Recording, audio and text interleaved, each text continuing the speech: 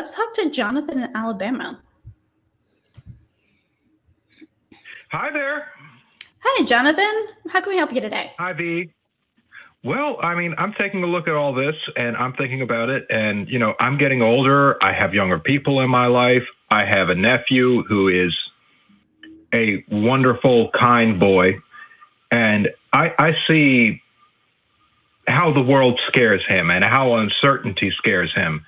And given what you've been talking about today, that makes me worry that he is a candidate for this sort of indoctrination.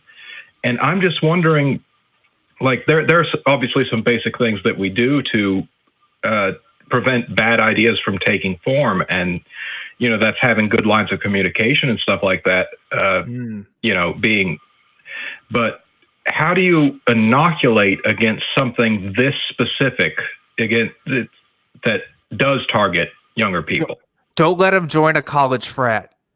That's my first advice. Oh, honestly, that's a fair point. Yeah. Also, not to plug my own stuff, but Dan and I are actually doing collaboration on conspiracy theory.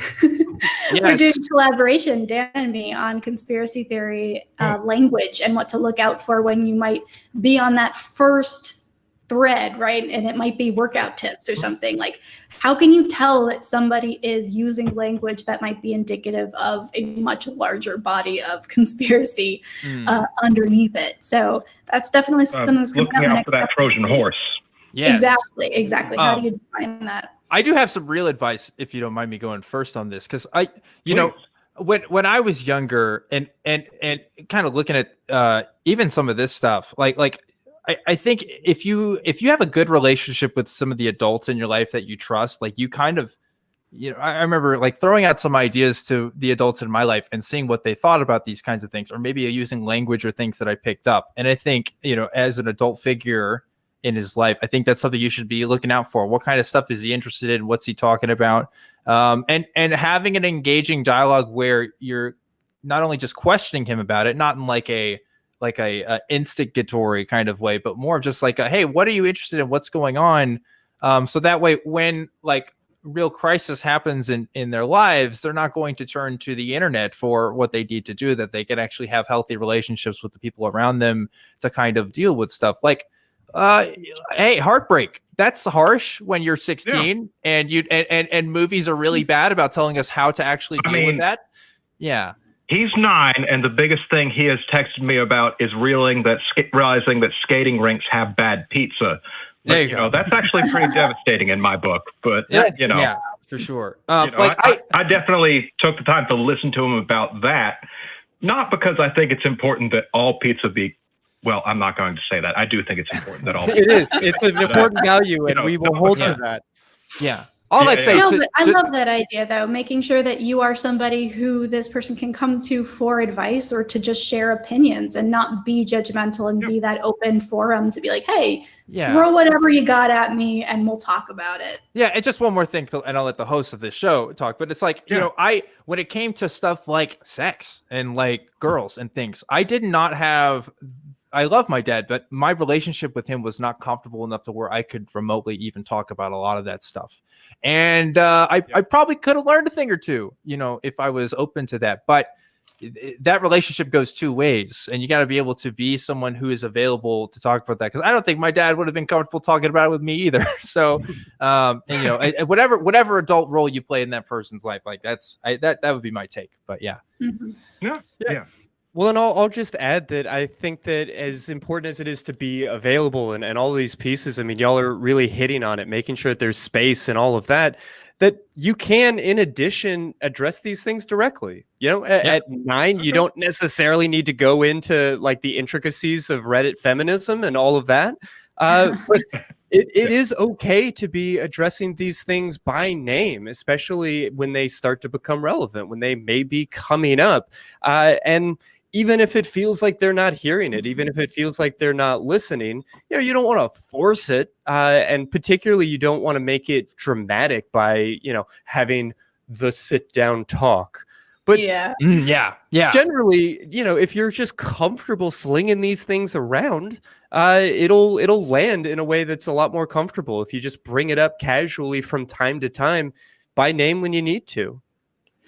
Yeah. And, he and I have fortunately had this very nice relationship where we have talked about these difficult subjects, where we have talked about sexism and racism and society in general. And, he's That's 9 years awesome. old. He's stressed out as hell. Oh, I bet. Really stressed out. Jeez. Well, the COVID Being 9 situation is and everything. stressful. It is. It is. There are expectations for you, but you don't always know what those expectations are. And some people will hold you to them hard, and others people won't hold you to them at all. And sometimes it's the same person alternating between that. And that's rough and unfair. And but my one last thought for you, Jonathan, is I don't know for sure. I can't make a broad claim about all red pillars, right? But I'm pretty sure that a vast majority of these people have already internalized a lot of the concepts so that when they come across this language, when they come across these ideas, it sounds familiar to them, right? It's going to be a lot easier to convince someone that women are locks and men are keys if that kind of language has been used in the past. Maybe not in a red pill context, but a very good way to kind of inoculate anybody against buying into this is to make the concept as outlandish as possible before even mentioning it, right? If you are pro, women and like you're for gender equality and you're for inclusivity and you're for diversity and all of these things, and he grows up in this kind of environment, it's going to be a much harder leap to get to red pill from there. Not saying it can't happen, but if the language is familiar, if the thought patterns are already there, it's going to be a lot easier to convert somebody. Yeah. Well, yeah. We actually had the pronoun talk not too long ago. Nice. So, yeah. That's great. No, it's important. Well, it's something that's coming up in my life the more that I think about it, as far as that goes, because, socially, I identify as a guy. I'm definitely a guy socially, but, I think about the words he, him, and I have no attachment to them. They mean nothing to me. And masculinity feels kind of like bullshit. The parts of my life that are supposedly masculine are just there. And I don't know if that's a hatred of toxic masculinity or if that's just a rejection of masculine norms or what, but they're bundled so much. Figure it out. It's hard to sort them out. Yeah. And in this culture, it's hard to tell the difference. I feel you there, Jonathan. I'm a 6'5" large white dude, and always have been. And like when people talk about these ideas, 6'5"? well, I mean, I've always been the biggest kid in my class, and so like this ideas of like masculinity and stuff like that was always a thing, and I didn't really care. I was in Boy Scouts too. I'm an Eagle Scout, and like that was also a thing that was in that culture as well. And it's just like I don't know. Some people, I guess, they feel the need. I don't know if it's a compensation thing, but for a variety of reasons, like whether they socially feel like they don't fit in, and this is like a group identity that they can fall in line with. If you're comfortable with yourself, I don't think it matters. But I'm glad that you're talking about that because, again, I didn't have that conversation when I was 9. I was worried about the next episode of Teen Titans and all kinds of other stuff. So the fact that you're calling about it, that's a good sign. That's a good sign. Yeah, for sure. Awesome. Thank you so much for calling, Jonathan. I love talking to you. I'm happy that you're watching the show. It's always delightful. Awesome. All right. Well, hopefully we'll hear from you again. And Absolutely. have a lovely evening.